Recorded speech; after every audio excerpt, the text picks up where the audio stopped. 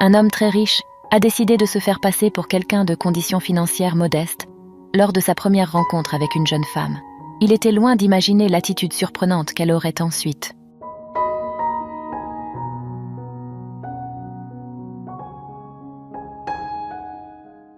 Giovanni, un homme de grande fortune, vivait dans la solitude. Fils unique d'un investisseur influent dans le domaine de l'ameublement et du design d'intérieur, sa vie a pris un tournant tragique lorsqu'à 15 ans, il a perdu ses parents dans un accident d'avion en mer.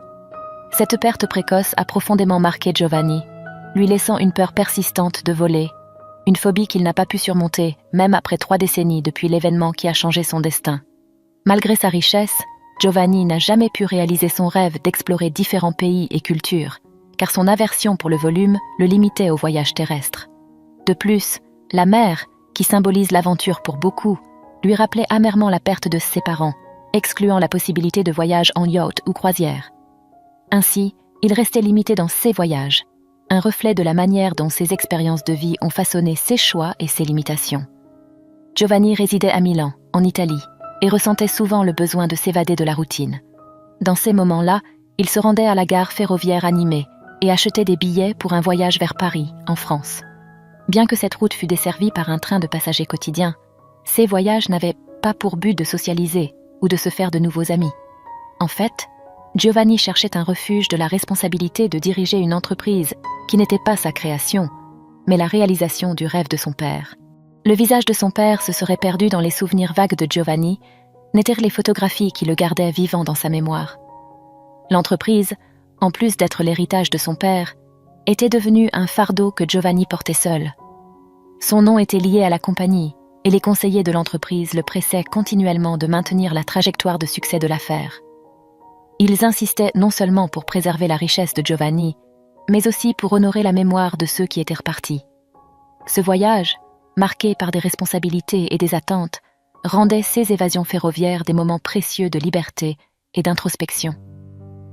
Chaque fois que Giovanni envisageait de tout vendre pour commencer une vie complètement nouvelle, des sentiments de culpabilité et de regret envahissèrent son cœur.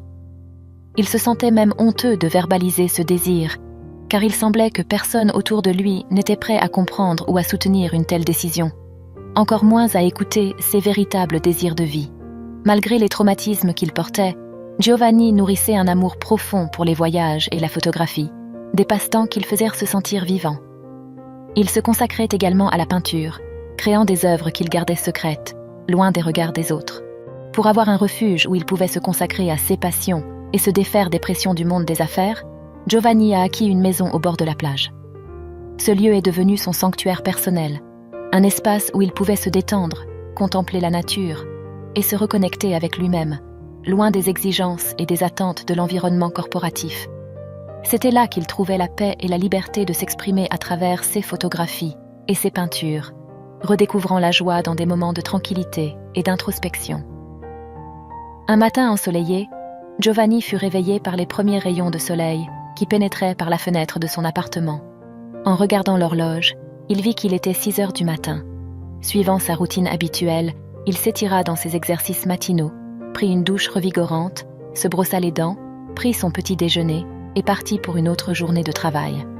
Arrivant à l'entreprise, Giovanni a été confronté à une scène inattendue. L'espace était décoré de nombreux ballons colorés et un petit groupe d'actionnaires l'attendait.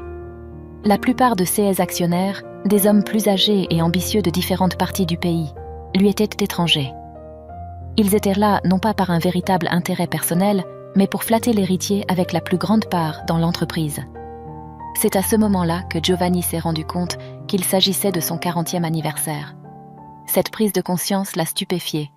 Il a réfléchi à la rapidité avec laquelle le temps passait, malgré toutes les possibilités financières à sa portée. Il a réalisé, avec une pointe de tristesse, qu'il vivait une vie dessinée par les attentes des autres, loin des véritables désirs de son cœur. Après la fin de la cérémonie formelle et s'échappant du groupe d'adulateurs, Giovanni s'est isolé dans son bureau. Là, ses yeux se sont posés sur les cadres photos sur son bureau, en particulier sur le dernier où il était enlacé avec ses parents. En voyant leur sourire radieux et leur visage vivant, une compréhension profonde l'a frappé. La vie est trop courte pour ne pas être pleinement vécue. Ses parents avaient un âge similaire à celui qu'il atteignait ce jour-là, lors de l'accident d'avion. Giovanni savait que, s'ils étaient là, il n'aimerait certainement pas le voir confiné dans un bureau, gaspillant les précieux moments de son existence, des moments qu'aucune richesse ne pourrait récupérer.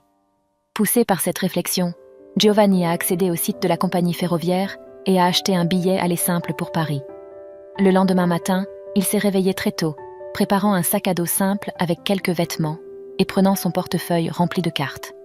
Avec un esprit renouvelé, il est monté dans le train en direction de Paris, rêvant des tableaux qu'il pourrait encore créer. Le voyage en train, parcourant le chemin entre Milan et Paris, durerait de nombreuses heures, mais il était content et excité à la perspective de tout laisser derrière lui, indifférent aux opinions des autres. Dans son esprit, les images des peintures qu'il pourrait créer dans cette nouvelle phase de sa vie lui apportaient une sensation de liberté et de joie incomparable. Alors que le train poursuivait son parcours, il faisait des arrêts dans diverses gares pour l'embarquement de nouveaux voyageurs. À la moitié du trajet, une panne mécanique s'est produite sur les rails d'une petite gare dans une zone rurale.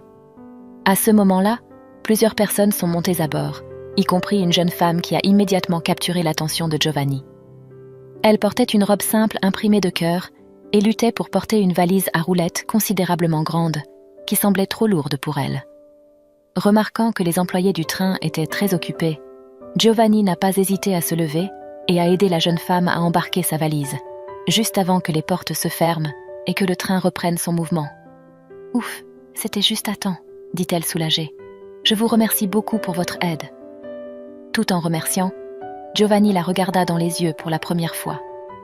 Ses cheveux étaient bruns et longs, se mouvant gracieusement à la lumière du wagon, créant une image presque cinématographique.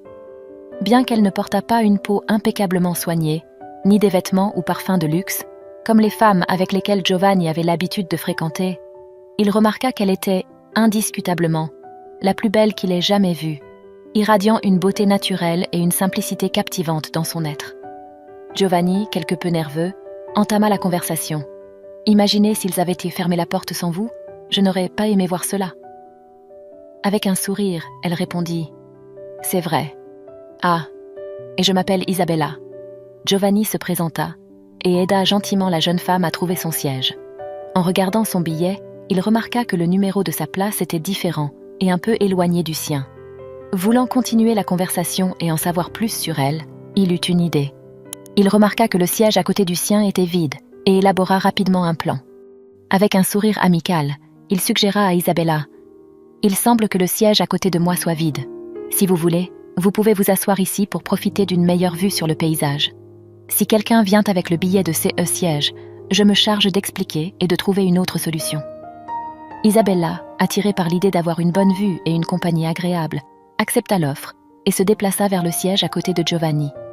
Ainsi, ils passèrent les heures suivantes immergés dans une conversation captivante, discutant des beautés naturelles vues à travers les fenêtres du train, et partageant des rêves et aspirations pour l'avenir.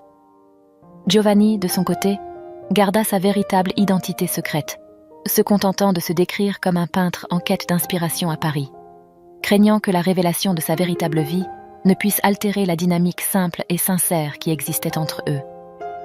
Une autre raison qui l'empêchait de partager plus sur lui-même était la crainte que la vérité ne crée un fossé entre lui et Isabella, mettant fin à une conversation aussi agréable et sincère. Giovanni était véritablement fasciné par elle, trouvant un intérêt sincère dans chaque histoire et pensée qu'elle partageait. Il appréciait ces moments simples et la connexion qu'il construisait, loin des complications de sa vie réelle. Pendant le voyage, Giovanni apprit qu'Isabella venait de terminer son cursus en architecture via une université en ligne. Elle était en route pour un entretien d'embauche dans une entreprise d'architecture, une expérience qui la rendait visiblement anxieuse. Isabella partagea ses inquiétudes avec Giovanni. Elle craignait que sa manière de s'exprimer soit jugée, que son manque d'expérience puisse être un point d'exploitation. Et surtout, elle était nerveuse à propos du test pratique qu'elle devait affronter. Elle expliqua que le test consisterait à créer un projet architectural sur place, à la demande du directeur de l'entreprise, pour évaluer sa capacité de conception, une tâche qui la rendait presque aux larmes rien qu'à y penser. Giovanni, avec des mots encourageants, tenta de la rassurer, assurant qu'elle s'en sortirait bien. À la fin du voyage, en débarquant du train, ils échangèrent leur numéro de téléphone. Ils firent une promesse mutuelle. Ils s'appelleraient pour raconter comment ils s'en étaient sortis dans leurs quêtes respectives. Giovanni, Avec son destin incertain à Paris, et Isabella, avec son premier emploi formel en jeu, se dirent au revoir avec l'attente de partager bientôt de bonnes nouvelles. Au fil des jours, l'anxiété de Giovanni à l'idée de revoir Isabella ne faisait qu'augmenter. Son téléphone sonnait constamment, mais tous les appels provenaient des cadres de son entreprise, inquiets de ne pas savoir où il se trouvait. Cependant, Giovanni ignorait tous ces appels, car la seule personne avec qui il souhaitait parler était la jeune femme qu'il avait rencontrée dans le train. Alors qu'il consacrait des heures à peindre des tableaux inspirés par la mer, ses pensées revenaient souvent à Isabella, à ses préoccupations partagées, à sa peur palpable et, surtout, à sa détermination admirable à poursuivre ses rêves. Ce sentiment était nouveau pour lui, une personne dont les chemins dans la vie avaient toujours été dictés par d'autres. Inspiré par cette réflexion, Giovanni décida de lui téléphoner. Lorsqu'elle répondit, Isabella exprima sa surprise, disant avec un ton de soulagement : « Je pensais que vous ne me contacteriez plus jamais. » 16 mots résonnèrent en Giovanni, réaffirmant l'importance de cette connexion qu'ils avaient établie et la valeur de suivre son propre cœur. En parlant à Isabella, Giovanni mentionna qu'il ne voulait pas lui causer plus d'anxiété et, avec prudence, demanda des nouvelles de son test. Avec une pointe de tristesse dans la voix, Isabella révéla qu'elle n'avait pas réussi. Elle partagea qu'elle prévoyait de retourner chez elle, car, sans l'opportunité d'emploi, elle ne voyait pas de raison de rester dans cette ville en dépensant ses économies. Ressentant un fort désir de la revoir, Giovanni suggéra une rencontre, à laquelle Isabella accepta. Ils choisirent une plage tranquille pour se retrouver et, là, ils passèrent des heures à discuter. Ils étaient tellement absorbés par la compagnie de l'autre qu'ils ne remarquèrent à peine le temps passé. À mesure que la nuit tombait et que la lune apparaissait dans le ciel, la conversation coulait naturellement et ils partagèrent d'innombrables aspects de leur vie. Lorsque vint son tour de parler, Giovanni ouvrit son cœur sur son passé, racontant à Isabella la perte de ses parents et comment cela l'avait laissé seul au monde. Il choisit de ne pas révéler sa condition de millionnaire, se concentrant sur des aspects plus personnels et émotionnels de son histoire. Ce moment de vulnérabilité et de sincérité renforça encore plus le lien spécial qui grandissait entre eux. De manière inattendue, au milieu de la sérénité de la plage, Giovanni et Isabella partagèrent leur premier baiser. Ce moment magique a marqué le début d'une nuit remplie d'amour et de passion, sans souci pour l'avenir. Ce lien amoureux intense a finalement persuadé Isabella de rester plus longtemps en ville. Giovanni l'a invitée chez lui à la plage, prétendant que c'était la résidence de son patron.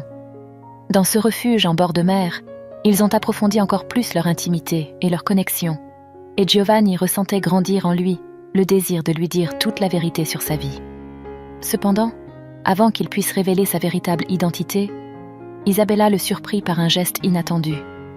Après avoir écouté l'histoire de Giovanni et admiré ses tableaux, elle partit un matin et revint avec une enveloppe.